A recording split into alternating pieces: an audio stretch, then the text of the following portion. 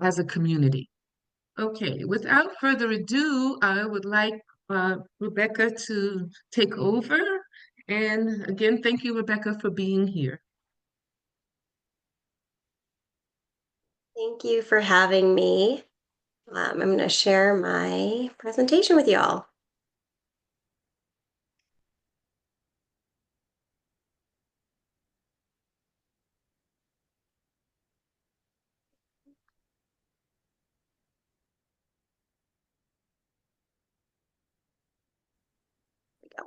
Okay, so I'm Dr. Rebecca Lewis. I'm an audiologist. I'm the director of the Adult and Pediatric Cochlear Implant Program at Pacific Neuroscience Institute. We're affiliated with St. John's at Providence Health. We started our program about 3 years ago, but I've been doing cochlear implants or been working with cochlear implant for about 20 years already. I've worked at UCLA, the House Clinic, and USC working with adults and pediatrics. So I've worked in the Los Angeles community and working with cochlear implant recipients for a long time. And feel free you can read more about my background, I guess, on the HLA website. So today I was asked to talk to you a little bit about the journey from hearing aids to cochlear implants and what to expect.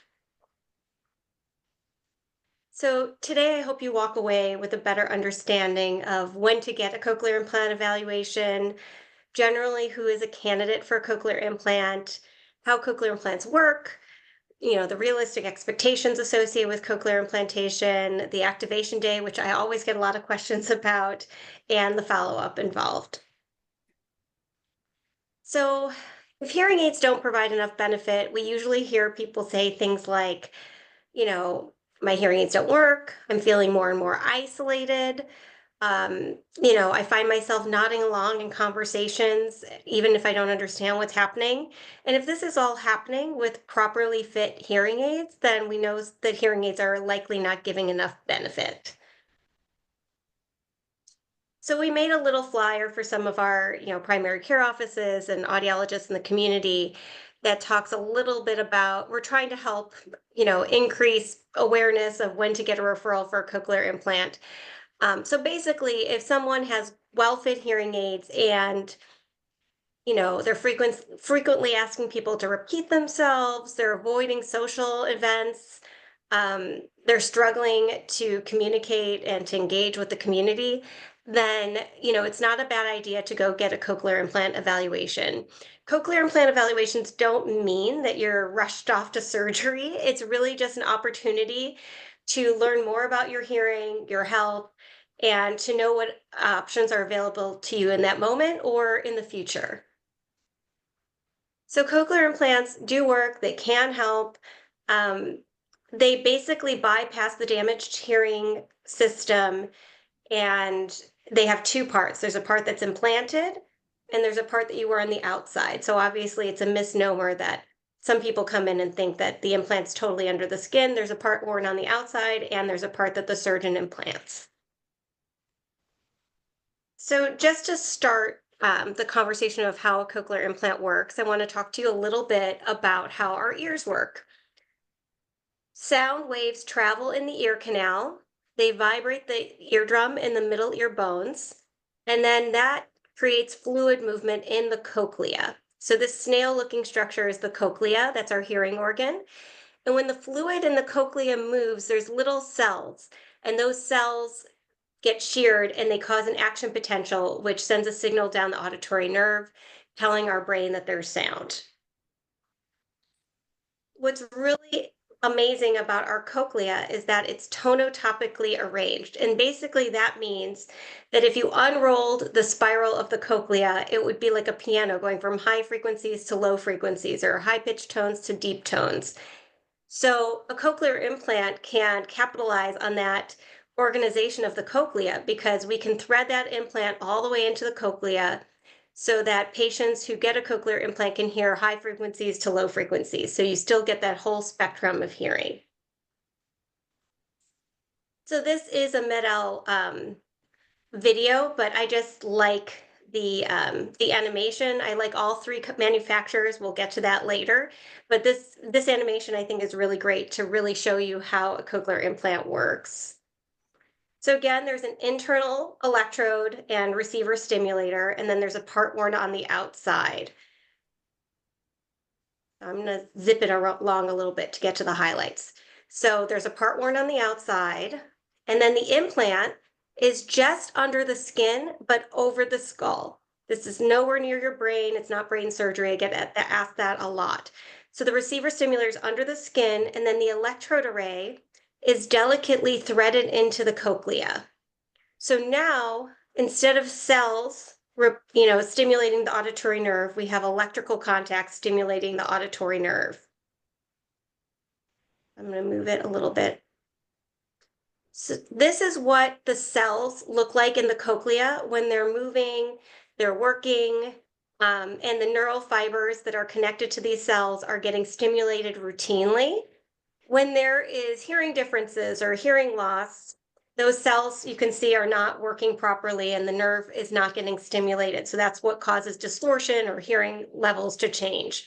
So the electrode array in the cochlear implant literally replaces those cells with electrical contacts and stimulates the auditory nerve. So this means you can't go back to natural hearing once that electrode array is placed, because that, it shears those cells and replaces them. The external part has microphones that collect the sound, convert it to a digital signal, and then the signal is sent up to the coil. And the coil, I'm just pausing it here so you can see, the coil is held in place by a magnet that's under the skin and a magnet that's over the skin. So the magnet's purpose is really just to align the coil on the outside and the coil on the inside so that they can communicate. So the information from the outside part gets sent across the skin, and then that signal is received by the receiver stimulator, which then stimulates the electrodes in the cochlea and sends the signal to the auditory nerve and then to our brain, and that's how we hear. So there's no battery under the skin. Everything is powered from the external part. So when you take off the processor, you hear nothing. And when you put it on, you can hear. All right. So the surgery is really like a 2-hour outpatient procedure. You do not stay overnight. If your surgery is in the morning, you go home you're going home by lunch potentially. And our surgeon makes a small incision in the crease behind the ear, moves the ear to drill into the mastoid that's behind your ear, to delicately advance or thread that implant into the cochlea. And then she tucks the receiver stimulator with that magnet under the skin, over the skull, a little above the ear and a little bit back.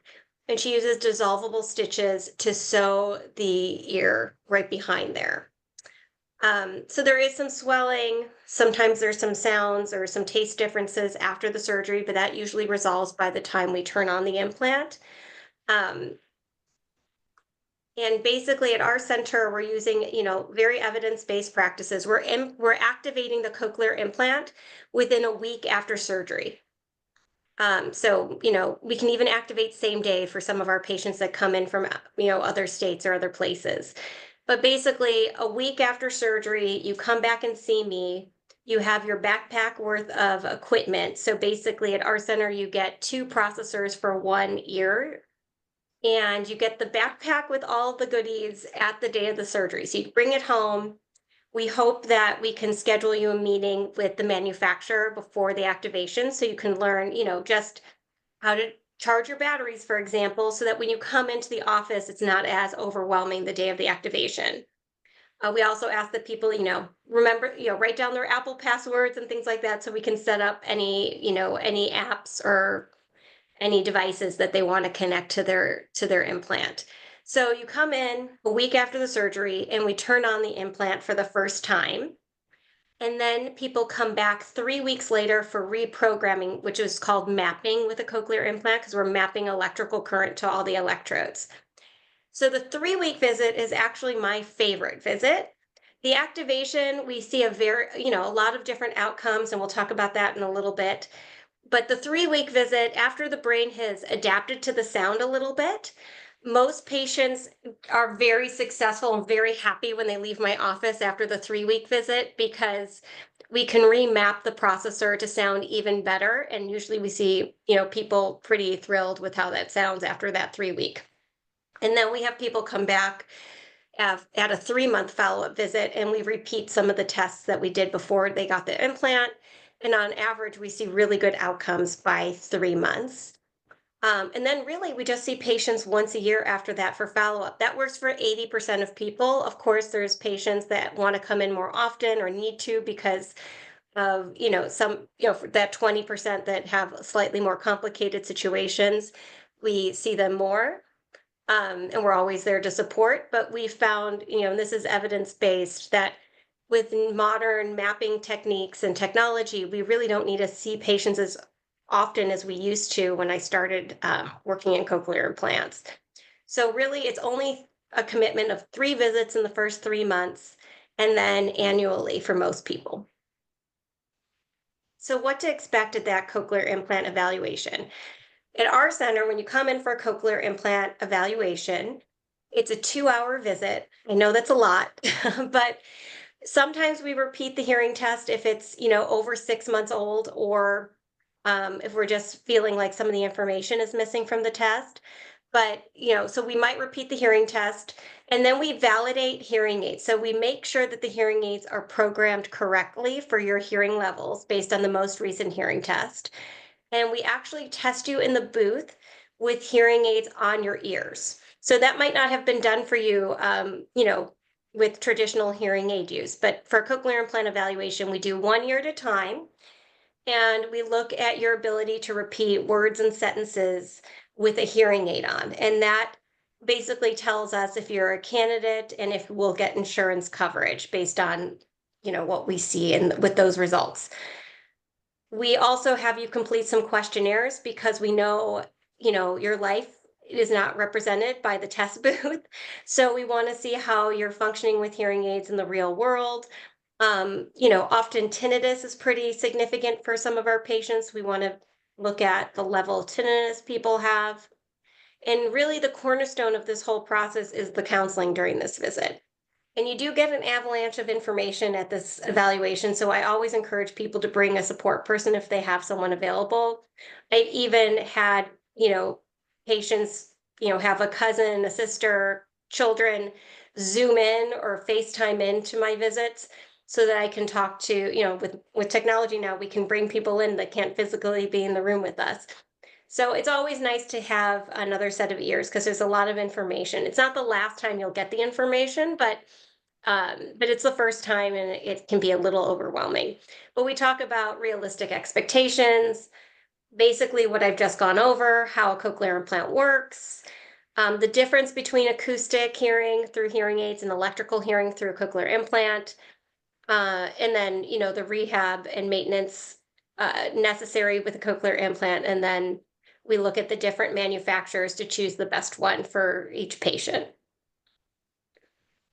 What else do we consider during the pre-evaluation process? So there's a long visit with me, the audiologist, and then you meet with our surgeon. We try to have those visits back to back so that people don't have to drive in twice. And even the medical visit can sometimes be done via Zoom as well. But our surgeon meets with the patient to go over any surgical concerns. She goes over the surgery in much greater depth than what I just did. There's one vaccine that's required before you have a cochlear implant called Prevnar 20. It's a vaccine for meningitis. There's a very small risk of meningitis with cochlear implantation, but it's negated by the vaccine. If someone is dizzy, or their hearing is basically equal between ears, sometimes we'll do a vestibular assessment, a balance assessment, to see if one ear is responsible for the stronger balance system, since our inner ear of hearing is connected to our inner ear balance. So we would implant the ear with the weaker balance system, so we're not disturbing any balance issues or ambulatory functionality. And then, again, the support system is really nice. So if you have anyone that is available, it's really nice to include them in the process. And then we also lean on the manufacturers nowadays. So the three manufacturers have these fabulous people called recipient support managers. They have different names for the different companies. We can connect patients with them early on in the process so they can learn, the specifics about the implant manufacturer. If they have questions about the manufacturer, they offer one-on-one classes and group classes. So it's really nice that we have their support, as the technology has evolved and there's a lot more to go over now. It's nice that the manufacturer has grown with that too and offers these classes.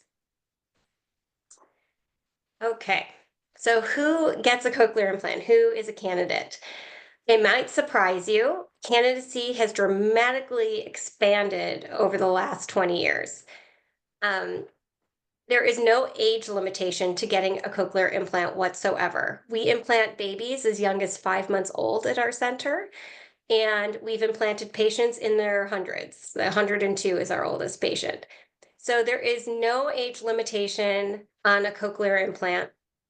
A lot of the patients that we see have, of course, gradual hearing loss, but also sudden hearing loss, noise-induced trauma to the ears, ototoxic effects. So certain medications can cause hearing loss, sadly. Hearing loss due to meningitis or infection, skull fracture, autoimmune, Meniere's disease. These are all various patients that we see come in for cochlear implant evaluations, and they become candidates.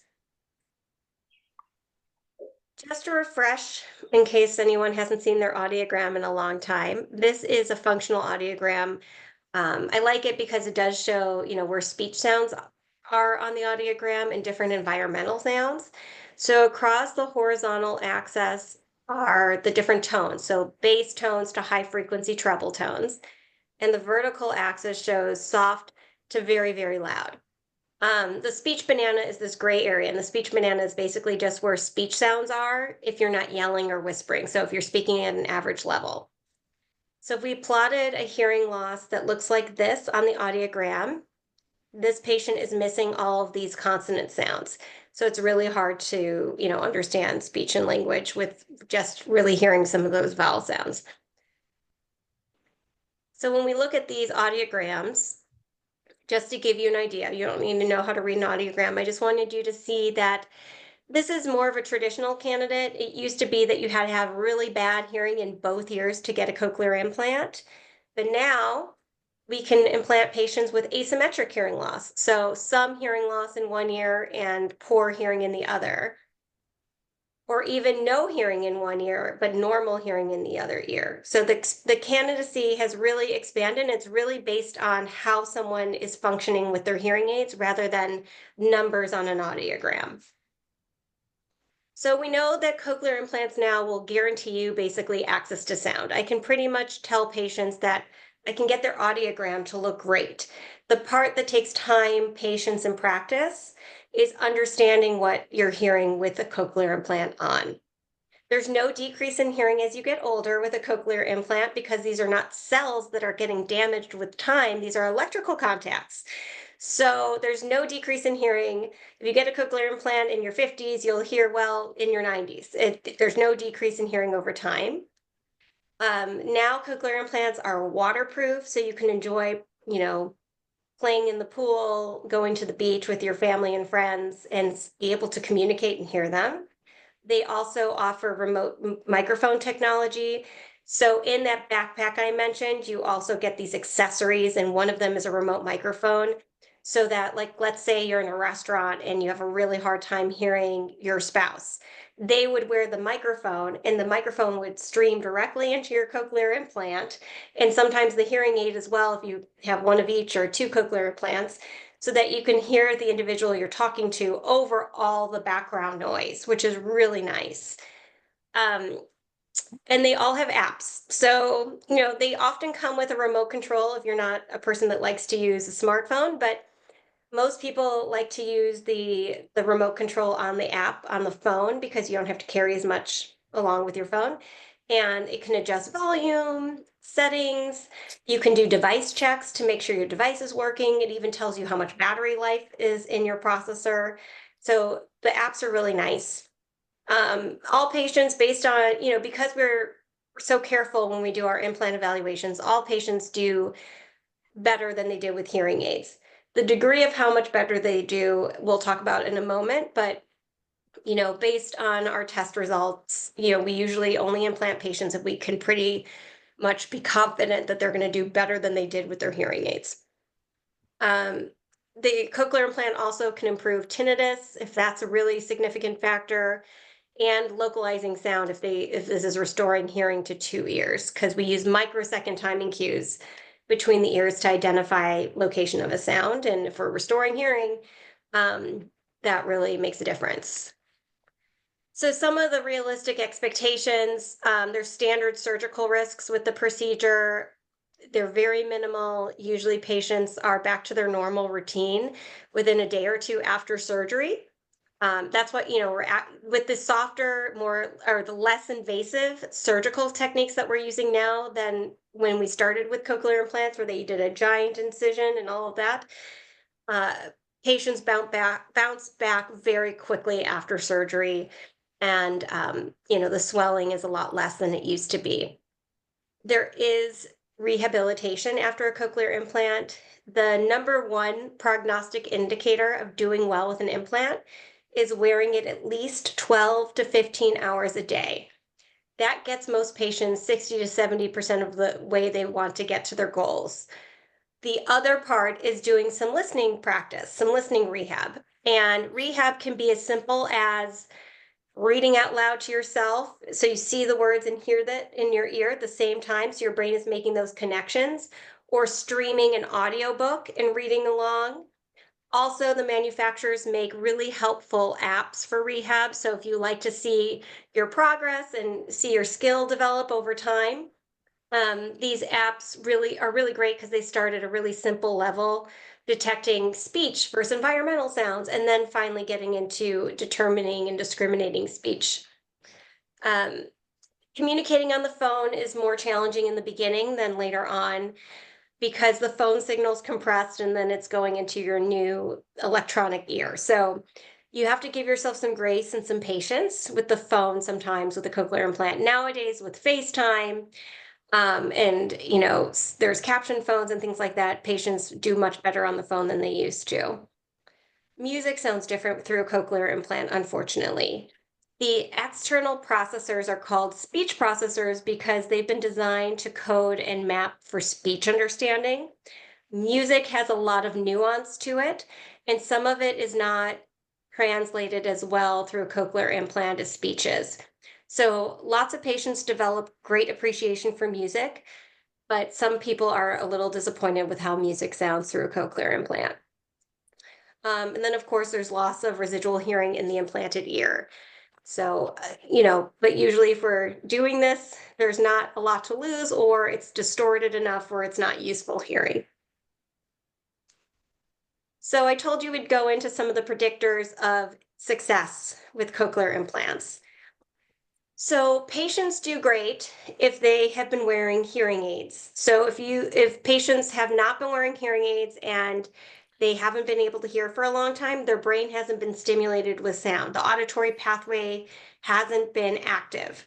Using a hearing aid preps the ear, the brain for sound. So wearing a hearing aid consistently helps with a cochlear implant because we're still stimulating the auditory pathway in terms of the nerve and the brain. Also, longer durations of deafness are associated with poor outcomes. Again, if someone's wearing hearing aids consistently, even if they're getting limited benefit, it's still giving access to sound. Our brain still knows what sound is. Of course, the reason for the hearing loss, the etiology of the hearing loss can play a role. Patients with acoustic neuromas, for example, are getting cochlear implants at the time of the neuroma removal, the tumor removal. Those have a lot more variable outcomes than traditional candidates because the nerve is being compromised, and we still use the nerve to send the signal to the brain to hear. Cognition. Patients with cognitive impairment are still cochlear implant candidates, but we need to talk about realistic expectations. The longer duration of deafness doesn't mean you don't get a cochlear implant. Cognitive impairment doesn't mean you don't get a cochlear implant. It just means that we have to have slightly more guarded expectations. It might take longer to reach your goals. Um, it might take some more, support. We just need to be very mindful about the process, and we need to know what kind of supports we need to make sure that they're successful and that everyone, understands what the expectations are. And then, of course, motivation. If you don't wear it, you're not going to do well. Even if you're alone at home, it's still a good idea to keep your cochlear implant on. So your brain starts to identify your feet on the, hardwood floors, or that annoying buzz from the refrigerator, or, the air conditioning vents in the house. The more you wear it, your brain will reacclimate to all the sounds that you were missing for a long time. It takes 2 ears to make a thing go right. So, ideally, if you have hearing loss in one ear, if you had a sudden hearing loss in one ear and you only have hearing in the other, there's lots of methods now to get a cochlear implant. So, hearing with 2 ears gives you better localization, less listening fatigue. It's very fatiguing to focus on a conversation with only one ear. It improves localization, reduces the risk of falls because we use spatial awareness, even sound, to help us stay upright. So, bimodal hearing means that you keep a hearing aid in one ear and a cochlear implant in the other. That's two modes of hearing, acoustic and electric. And bilateral, we can do two cochlear implants now. So, somebody might start with one cochlear implant and the other ear is struggling, and they want to be able to hear like they do on the other side. Insurance will approve a second cochlear implant. So again, with single-sided deafness, with hearing in one ear and not the other, that will improve all these different things that we just talked about: localizing, speech perception, tinnitus severity, and just overall quality of life measures. There are 3 cochlear implant manufacturers: Cochlear Americas, Advanced Bionics, and Medel. All 3 manufacturers offer a 5-year warranty on the external processors. So every 5 years, insurance typically helps you purchase or helps you upgrade a new processor, so you can look forward to better technology without another surgery, because they make them backwards compatible to older implants. They try not to leave anyone behind.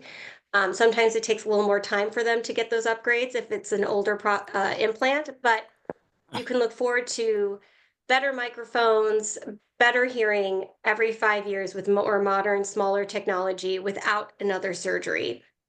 All 3 companies have excellent recipient support. So with hearing aids, you go to the audiologist every time something breaks. With a cochlear implant, you just simply call the manufacturer or go on their website, and they'll ship you whatever you need to your home address. And if they need the broken part, they'll even ship you a box to send back your broken part that's already postaged. Even if your processor breaks, they can pull the programs off my computer in the office and pre-program the processor to send it to your house, so that it saves you the time from coming into the office to have the replacement programmed. And then all of the implants have a magnet. All of the magnets today are MRI compatible for a 3.0 Tesla MRI or lower. So you can still get an MRI now with a cochlear implant. Activation Day. So I alluded to the Activation Day earlier in this presentation. It's a very exciting day. However, just know that it is the poorest hearing day. So you can look forward to hearing better and better with each day, each week, each month. Most people hear beeps and static the first day. If they do hear speech, it sounds high pitched or robotic. But if you give yourself some grace, time, patience, practice, it starts to sound more and more like sounds that you can identify, speech and language, over the course of that first couple weeks. And that's why I love the 3-week visit, because that's when we can really make a big difference. So, rehab and maintenance. Consistent device use is the number one indicator of doing well. So, wearing it as often as you can is really important. 12 to 15 hours is what research shows is optimal. Auditory rehab, again, is seeing the words and hearing them simultaneously. So streaming is really important, especially if there's good hearing in the other ear, so that you're just isolating the new electric ear, the new cochlear implant. Doing it about 30 minutes or more a day would be great, at least in the beginning. It's not for forever, it's just to start exercising that new type of hearing and getting your brain acclimated to the new sound. Follow-up sessions. I discussed earlier, it's not as involved as it used to be. Really, it's 3 visits in the first 3 months and then once a year. And if you're having any trouble, we of course see patients more often if they need to see us. And then the long-term support for success. You have a long-term relationship with your cochlear implant manufacturer, with our team. We have an outreach specialist now that actually can do a lot of the work that the manufacturer does if it's hard to get in touch with the manufacturer. So there's a lot of support involved with the cochlear implant process, which is wonderful. It's truly a community effort. So it's not as challenging as people think. It's not visits every other month. It's really, that works for 80% of people, and then we're here to support you if you need more. So using good communication strategies is important with hearing aids and cochlear implants. Using the technology that they give you, not in the very beginning, because that's very overwhelming, but after you've gotten used to hearing, using those remote microphones in louder environments, closed captions. At our center, we just started a lip reading class for our recipients. So our outreach specialist has bilateral cochlear implants herself. She's in her 20s, and she is really excited and motivated to help individuals communicate better. So they work on communication strategies and lip reading. So cochlear implants are amazing, but the adoption of cochlear implants is still quite low. Only 5 to 10% of patients who could benefit from a cochlear implant actually get one. And we're working on that. Cochlear implant technology has evolved dramatically over the years. You can see on the left the vintage cochlear implants that maybe some of you have had, all the way to the newer modern cochlear implants that are Bluetooth compatible, that are smaller, more streamlined, easier to use. So the technology is here. This is I get very excited by how far we've come. We're doing what we can to try to improve access to care. A lot of doctors don't know that cochlear implants exist for certain patients.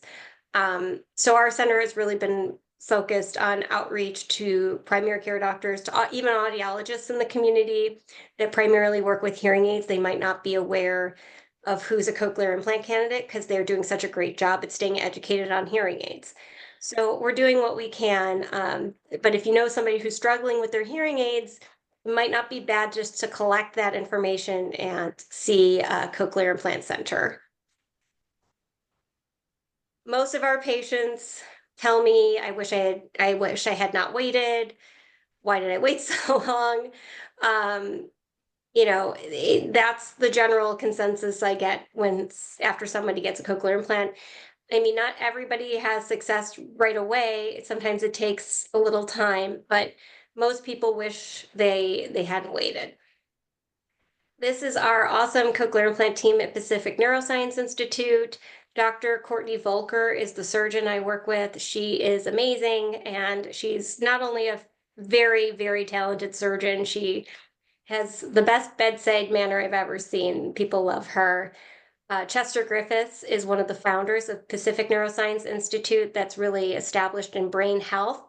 So they brought Dr. Volker and I on to treat the hearing component of brain health because we know that hearing loss is one of the highest modifiable risk factors for cognitive issues. And then David is the glue that holds our program together. He's our cochlear implant coordinator.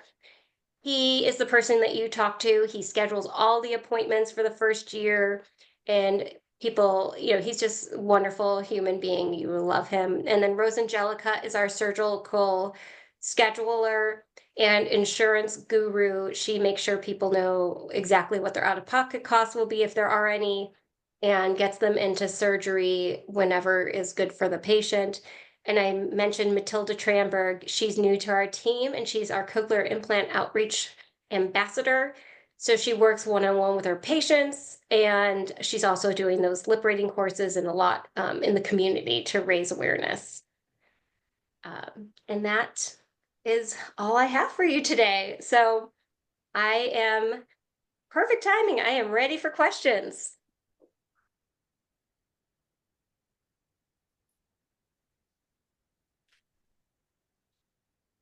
Oh, I just saw in the chat um, the new criteria for CIs. I'm going to stop sharing so I can see as many people as I can. So you might have talked about the new criteria for CIs. So I didn't want to, I could do a whole presentation on candidacy criteria for cochlear implants. Um, Basically, anyone who is struggling with their hearing aids, who's not able to really communicate, and is really, frustrated with their hearing aids, they should just come in for an evaluation. It doesn't hurt. So you can have normal hearing in one ear and significant hearing loss in the other and still be a candidate nowadays. You could have normal hearing the low frequencies that drops to significant hearing loss, which makes it really hard to benefit from hearing aids. Those patients are called electroacoustic patients. So our surgeon can actually preserve the low frequency natural hearing, and we can use electric hearing for the high frequencies. So it's actually a hearing aid and an implant on one ear, which is, I know, confusing. Bottom line, to try to keep it simple, is, it doesn't matter. We look at each ear individually. So you don't have to have profound hearing loss in both ears to be a candidate. You just, it's really people who are struggling with their hearing aids should get an evaluation, and we can go from there. Is it reversible if it doesn't work? No. So once the electrode array goes into the cochlea, it destroys the cells in the cochlea, and you can only hear through the cochlear implant. Even if you took the implant out, those cells are damaged and you can never hear, through the natural pathway again. That's a great question. Um, And again, we wouldn't move forward with the cochlear implant unless we were very confident that someone would perform better with an implant than they do with their hearing aids. I am newly implanted as of Tuesday. Congrats. How long before the swelling and the ear pressure subside? So, Terry, I don't know where you got your implant done, but centers do things a little differently. Um, we basically, well, like I said, we activate cochlear implants within a week after surgery. I think it also helps get the swelling to go down faster. Research around the world is moving in that direction to earlier activation. The swelling usually goes down within the first couple days, but there can be residual swelling for even, a few months afterwards. So we monitor the magnet on the skin so that we can make sure that we're reducing the magnet strength as the swelling goes down so it doesn't cause any irritation or issues. So the audiologist should be monitoring that.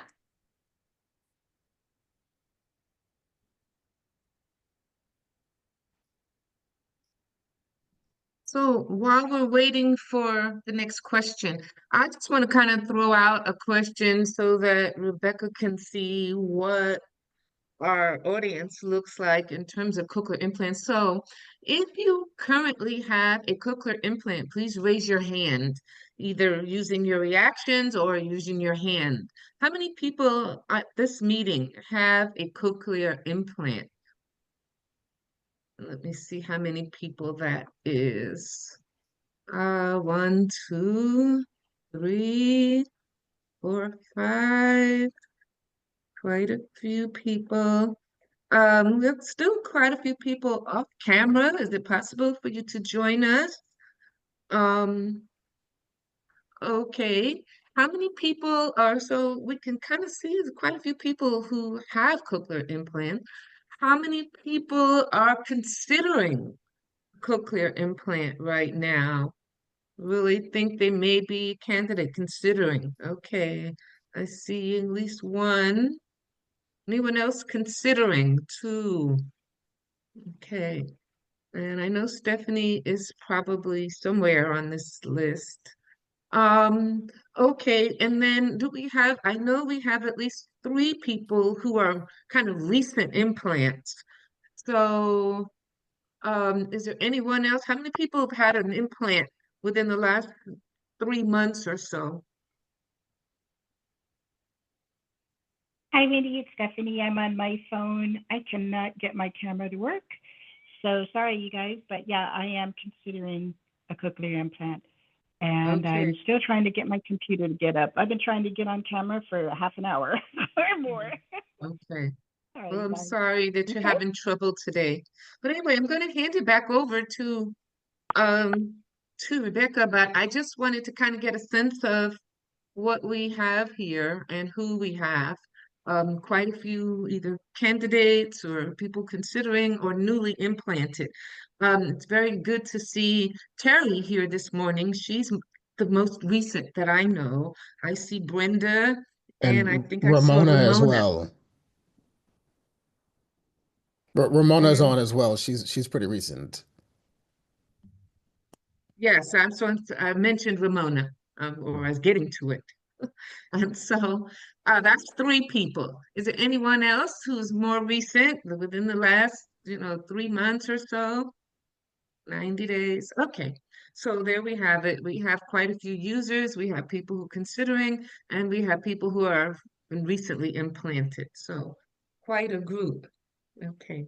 Any more questions for our presenter or I comments? I do see questions in the chat. Kenneth is asking, how do you know if new hearing aids with AI may help before you need a CI? That's a great question. I have a couple patients that have been really successful with the new Phonak hearing aid that has the double AI chip. Um, It really, the AI is amazing in that it helps with hearing and noise and eliminating or trying to improve the signal to noise ratio, which means improve the signal, which is speech, over the background noise, or improve musicality and the quality of sound. But it doesn't fix a damaged hearing system. So we're still just turning up sound to send it to our inner ear. And if the inner ear has a significant hearing loss or distortion, it's not going to make hearing better. It just improves the quality of sound that gets delivered to the damaged hearing ear. So I do think these new hearing aids are a game changer in terms. I was sort of like skeptical, but a few of my patients that are really particular and savvy when it comes to hearing aids have told me that it's night and day and they love it. But they also, when I turn up the sound, they can understand speech. So they're not cochlear implant candidates. Um, so AI helps with hearing aids, but I don't think it's necessary to buy a really expensive hearing aid with AI before you end up with a cochlear implant, because it really just matters, on your audiogram. If we turn up the sound, how well you understand speech and quiet. If that's poor, then an AI hearing aid's not going to benefit you. Two questions from Helen. Can you no longer sing with a cochlear implant? Does the external device have to be visible on top of hair, or can it be covered with hair? Great questions. I work with a lot of musicians at USC. In fact, I was part of the wellness committee at the Thornton School of Music. Cochlear implant recipients absolutely can sing. I've worked with singers and musicians with cochlear implants. You can play music again, you can sing. Some people say it actually helps because they can monitor their voice. Everything takes time, patience, and practice. I'm not guaranteeing that your voice is going to sound natural right away, or that music's going to sound the same. But people can absolutely enjoy music and sing with cochlear implants. And then you can wear the processor under your hair, absolutely. We just make sure that the magnet strength is appropriate, and you can wear it under your hair. Over the hair is in fact harder because sometimes it falls off if you have a lot of thick hair. Does the magnet cause discomfort while laying down or sleeping? If you take a nap, you can leave your implant on, but I absolutely tell patients to take it off when they go to sleep at night. They should definitely give the skin a time to rest. You should not sleep with your cochlear implant on. You should charge your battery, take it off at night.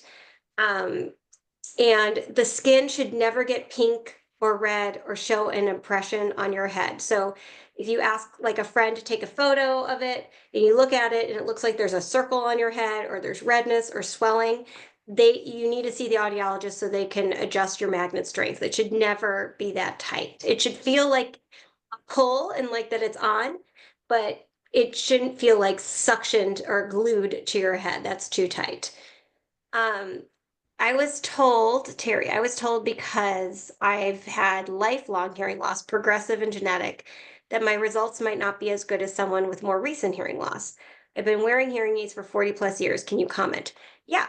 So I had mentioned that earlier, that the longer duration of deafness is associated with, more guarded expectations. So if you've been wearing hearing aids, however, and getting some hearing aid benefit, and it's just been getting poorer over time, I definitely think that a cochlear implant would help you.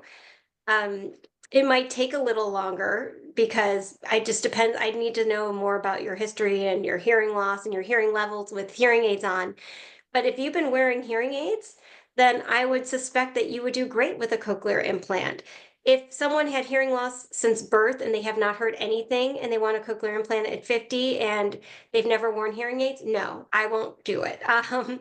Because the brain, the auditory cortex of the brain has been there's a lot of cross-modal reorganization of the brain that occurs if there's deprivation of sound. And if someone has not heard a sound their whole life or in 50 years, we don't see great outcomes. And so that would give me pause. But if you've been wearing hearing aids and getting, progressively less benefit with hearing aids, then I think you would do great. We just need to look at, how much hearing someone's had over those years. Do you feel there's a better benefit for bimodal, one hearing aid, one CI versus bilateral, two CIs? Really good question. So it depends on the residual hearing in the opposite ear. So I've had a lot of patients recently, their hearing aid is on the opposite ear is not giving them any benefit anymore. And the hearing is just getting down, down, down. And we did a second cochlear implant and they're so happy. For patients that get some hearing aid benefit, some people don't get a lot of speech understanding out of that hearing aid, but they get this natural hearing out of the other ear that gives them this bass quality that complements the cochlear implant. So it sort of makes the cochlear implant sound a little bit more natural, helps with music appreciation, helps with the quality of the sound through the implant. So some people like the hearing aid in the opposite ear for sound quality, even if it's not for speech understanding. So we really go through the process with patients and so that everyone understands based on their circumstances, what's the best option for the other ear. Even if that patient is not understanding a ton through the hearing aid, if they really like that it adds quality to the cochlear implant, then we need to discuss that because that's a total reasonable choice to keep the hearing aid in the other ear for sound quality. If it's not giving much quality difference and there's no speech understanding anymore through the hearing aid, then that's when we usually start pursuing a second cochlear implant. We okay to do questions live? Yeah, you don't have to write them in the chat. Feel free to go Okay, off mute. Yeah, great. please. My name is Malik. Rebecca, it's been a joy to have you join us today. Really appreciate your conversation and the information that you provided. I was implanted in 2010, and well, actually, one more thing before I ask my question, which is, so having been implanted in 2010, I still found information here useful and beneficial about cochlear implants. So I'm sure it's also helpful for people who haven't taken that step yet. My question, I think, was largely around expectation setting. So when I was implanted, the expectations then were slightly different from what it's felt like today. So there was cautious optimism when I was being considered.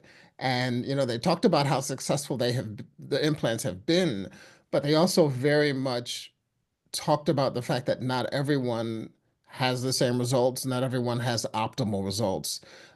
We experienced that with members of this chapter who unfortunately didn't have great results, even though, the indicators suggested that they should have had similar results as everyone else.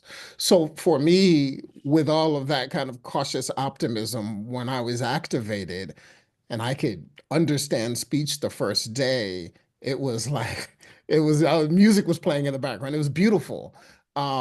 but I also knew that it's possible that wasn't going to be the case.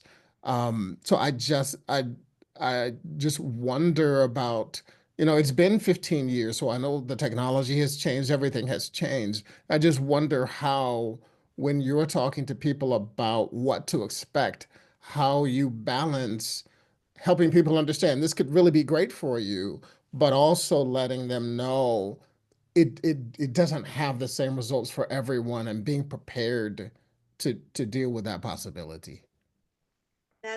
Thank you for all your kind words, and I love being here with you guys. And I'm glad that you had one of the magic activations. I almost never even talk about the magic activations now with patients because I don't want anyone to be disappointed that they don't have your special activation. And I've been a part of a lot of those. In fact, oh my God, there was a wedding singer once that we activated, and he started singing to his wife because he could hear his voice again, and we all were crying. So sometimes there's those gorgeous activations where people understand everything the first day, but most of the time people don't.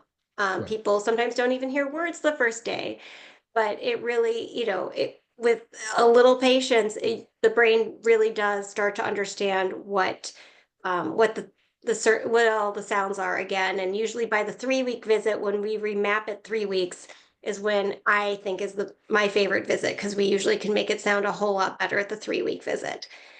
Your question in terms of the expectation counseling, back in the day when we'd say like, oh, it might not work at all, but it might be life changing. There's been a lot of research over the last 10 years or 15 years about who has had good outcomes versus mediocre versus poor outcomes. And we can sort of look at a candidate and look at their hearing over time and their hearing aid use and the reason they have hearing loss, the etiology of the hearing loss, to try to counsel realistically about expectations. Generally we're in the ballpark, to be honest. I've never had anyone that we've activated all of a sudden tell me, this is way off from what you told me it was going to be like. We even do a questionnaire in our office to see, like, did this meet your expectations? How is it going? And it's like a 1 through 5 circle. 1 is it's definitely not meeting my expectations. 5 is it's like exceeded. And generally we always get 4s and 5s. So I think we're counseling patients better based on all of the research, the literature, the expansion of criteria with cochlear implants. I think patients with more residual hearing are getting cochlear implants, meaning their audiograms look totally different than they did back in the day when we waited till they had nothing. So I think, and there's also different goals. So some patients with like sudden hearing loss, we're also looking to get rid of their roaring tinnitus that's making them depressed and not able to function. So we also look at what goals that we're trying to achieve with the cochlear implant as well. So even if someone with single-sided deafness that had a viral attack on the nerve in the ear doesn't get speech understanding of the cochlear implant, they're getting localization back, they feel safer, the tinnitus is gone, they feel more balanced. So we have to look at, with those patients in particular, we always talk about we're not just looking for the traditional cochlear implant goals. So I hope that sort of answers your question, but I do think that we're more in the ballpark than we used to be. I think that we can give confidence in what we tell patients now. Okay, And, yeah. Yeah, so thank you. That's helpful. So Good. we're going to have one more question, as it's almost time for this meeting to conclude. So Jackie has her hand up. So this will be the last question and comment, and then we will be concluding our meeting. So Jackie, go ahead. Unmute.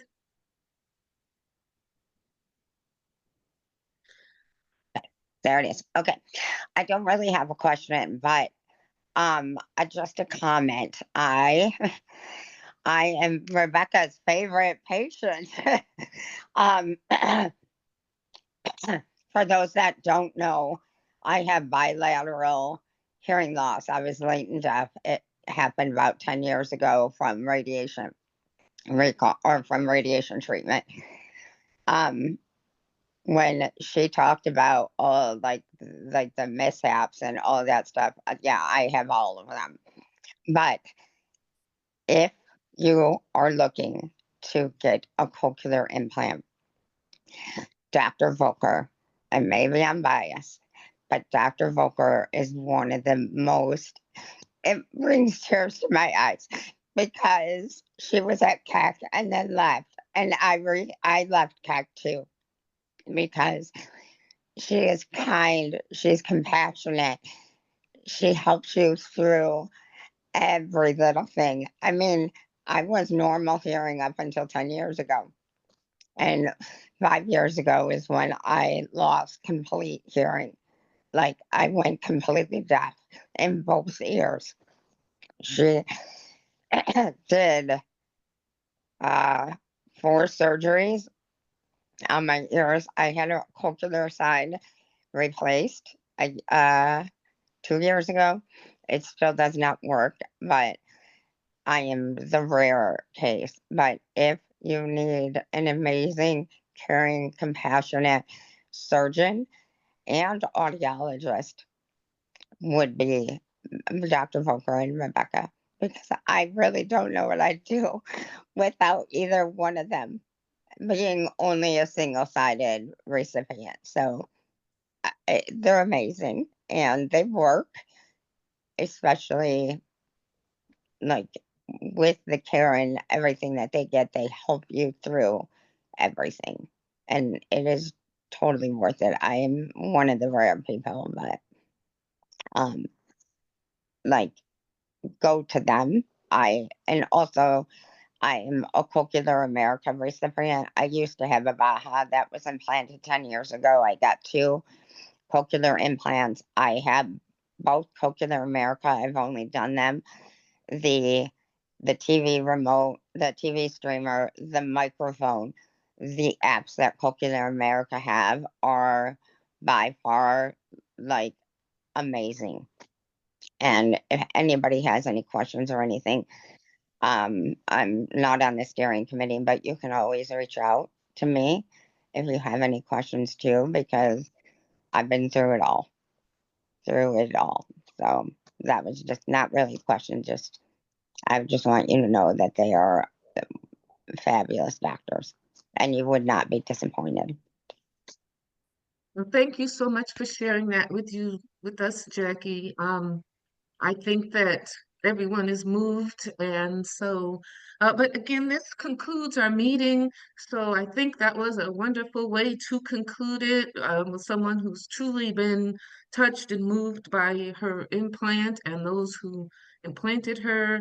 So I think that was very encouraging, and I just want to thank Dr. Lewis for being here and sharing all her information with us. I want to thank everyone for attending. We had a wonderful turnout, and our chapter is just grateful to have all of you here this morning. And we hope that you have a wonderful weekend. And again, thank you so much for coming. And again, thank you, Dr. Lewis, for being here. And if you have any more questions, please check out her credentials and her contact information. It's in the email, it's on our website. So you can continue to get more information. And again, thank you all for being here. Thank you so much for Bye-bye. having me. Jackie, we love you. Thank you so much for having me, everybody. It was a pleasure.